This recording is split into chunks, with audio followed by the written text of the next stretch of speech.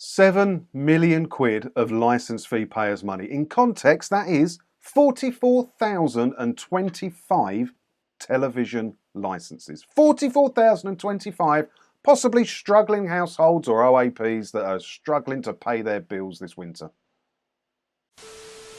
Hi, it's me again, and so many of you have sent me this story or tagged me in it or tried to get me to talk about it. And I wanted to, I couldn't get straight on it because I've been doing family stuff over Christmas and everything. I'm finally home now, green screen's back behind me.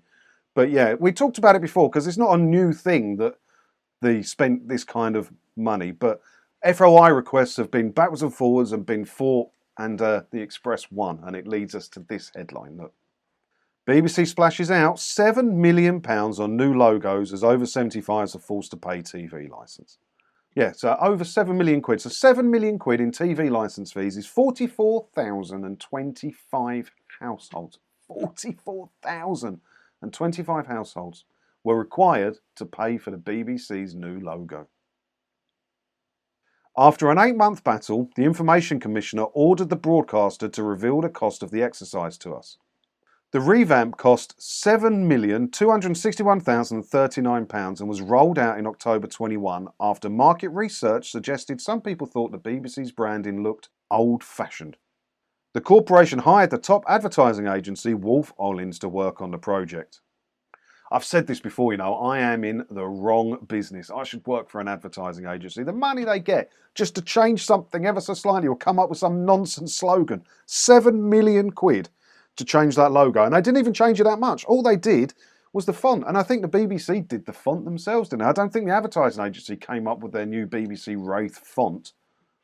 I think the BBC would have done that. But the other thing that I've never understood, and I talked about it at the time when this whole story broke in October 21, we were talking about it on this channel, right? One thing I never understand, how many employees does the BBC have? It's around 20,000, I believe, right? And they have all these people that make the graphics for TV shows. They have all these people that make the graphics for the websites. They're telling me they couldn't get somebody to knock up a new logo idea in-house. It would have cost them nothing. Nothing at all. I don't do this sort of thing for a living, but I've made many logos in the past for quite big companies that got approved just because they needed something done quick and they didn't have time to go out and find proper graphic designers. I was sitting there, I work in IT, and knocked it up, bosh, done, multi-million-pound company using something I made in 5 minutes. £7 million. It's a money-burning party, the BBC.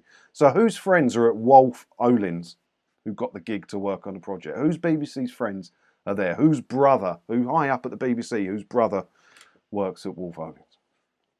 Something like that, isn't it? And the other thing is, as well, is the fair point here, it took them 8 months. 8 months to get this information out of the BBC. The BBC do not like to give any financial information over freedom of information requests. I filed loads and they will not tell me anything. They had the proximity centres. They bought a lot of proximity centres when the whole lockdown thing was going on and that. So you had to clip it onto your shirt or your trousers or whatever, and it beeped if you got within 2 metres of another employee. But it could also track each employee around the office, which is bad enough anyway, frankly, isn't it? See how many times you go for a pee or a little cry in the cubicle every day. But they wouldn't tell me how much was spent on it. But I managed to find out just by going straight to the company. But the reason the BBC wouldn't tell me is because they said it might affect that third-party company's ability to make profit. And so I went to the third-party company and they told me. And then a little while ago, I filed another one. And BBC head of orchestras, right? The BBC pay for 6 orchestras. Unbelievably, they pay for 6 orchestras. And now they've got a head of orchestras. And they've never had one before. So I don't know why they need one now. It's probably because a mate needed a job and he was moving up in the BBC. They had nowhere to put him. They give him an easy gig till retirement, whatever. Whatever the reason was, we'll never know, right? But they should be able to tell me if he's employed by the BBC, what salary he's on.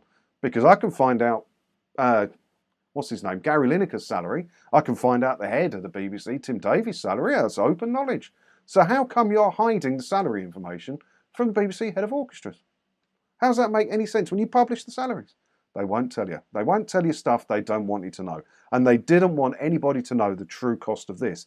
And it took an 8-month battle by the Express. I think it was by the Express. It may very well have been defund the BBC. But I doubt it, because for all that money you donated to them, they don't seem to have done very much, do they? I would imagine it was the Express that did this. They don't want to tell you because it's embarrassing to them, because the more people that find out how much money they're spunking on complete nonsense will be peed off with the BBC and possibly stop paying their licence fee. That's why. The huge cost of the exercise, equivalent to more than 45,000 TV licences, one of us has got our maths wrong because I've got it at 44,025, as the BBC's attempt to hide it from scrutiny was condemned by campaigners on Monday. We submitted our initial FOI in April, in which we asked what was the cost of the BBC's rebranding process. In May, the BBC replied and confirmed it held the information we asked for, but had decided not to release it on the grounds it might harm their commercial interests. Yet they've hidden behind that one many times. Go on the FOI websites, whatdottheyknow.com or something, and look at the financial ones for the BBC. They use that as a get-out clause for all of them. All of them. And it goes to show it is possible to fight it, so I will be fighting more of them in future. The Daily Express refused to accept the decision, arguing that past contracts were irrelevant to future negotiations. Following an internal review of the decision, the BBC accepted in June that there were insufficient grounds to justify withholding the information.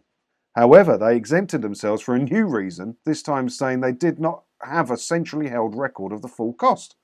So the Daily Express rejected this excuse and appealed to the Information Commissioner's Office in June.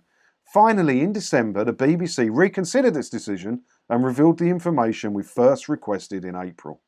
Unbelievable that you have to go through all that. It's a publicly funded company spending TV licence fee payers' money. They say they're supposed to be open and publish everything. You can't ask them a simple question about how much something costs, which was very public indeed, without them dillying around and making excuses, and sounds possibly like lying to me, although I cannot confirm that and would not accuse them of that, obviously. But that's what it sounds like, right? They're doing everything possible to not give the answer to the Express. Now, that was the Express fighting that. The Express. How about me? How do I stand a chance fighting any of them? No wonder I get fobbed off on so many FOI requests from the BBC. If it takes them, a big company like the Express, that long to get the answer, try being me.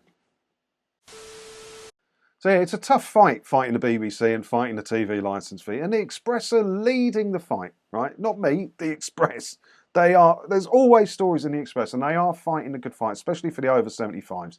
So fair play to them for following this one through. Fair play to them, fair play to them. And maybe I should follow a few more of mine through, really. But as such a small little person here, it's hard to get this kind of clout to fight these sorts of things.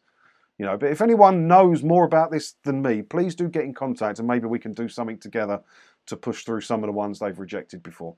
Let me know in the comments below, or if the description thing is how to contact me, you'll find that down there. Go find it. And yeah, as always, thanks for watching, and don't forget to hit the subscribe button if you haven't already, because that way, hopefully I'll see you in another video again soon when ta-da.